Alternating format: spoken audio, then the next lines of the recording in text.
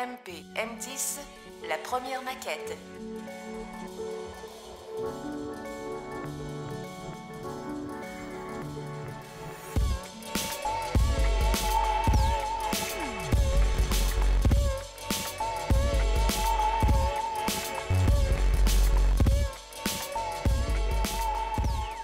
L'endroit où je me trouve présentement, c'est un endroit qui n'existe pas sur nos voitures actuelles.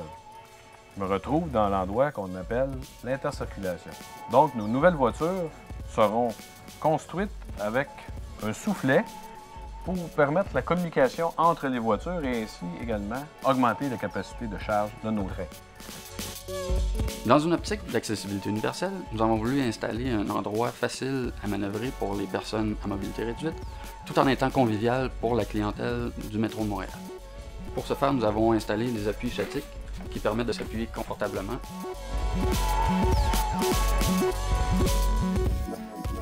On retrouve ici, en arrière de moi, les fameuses portes, au nombre de 3 par côté de voiture.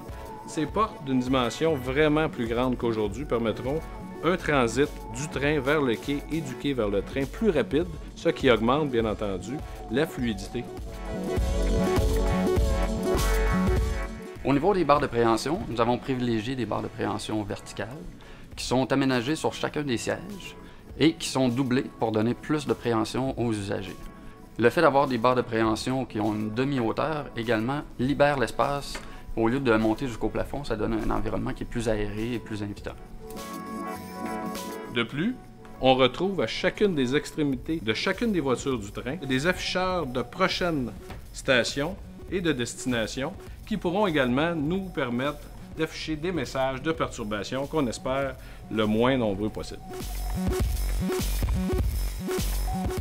Une des particularités qui a été ajoutée également, c'est d'avoir des appuis-bras qui vont donner plus d'espace pour l'épaule, plus de confort à l'usager, tout en dégageant l'allée, donc donnant plus de capacité au véhicule.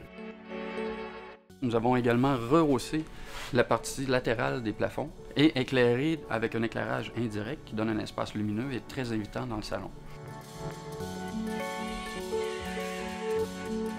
On se donne donc rendez-vous lors de la prochaine étape du développement des nouvelles voitures MP M10.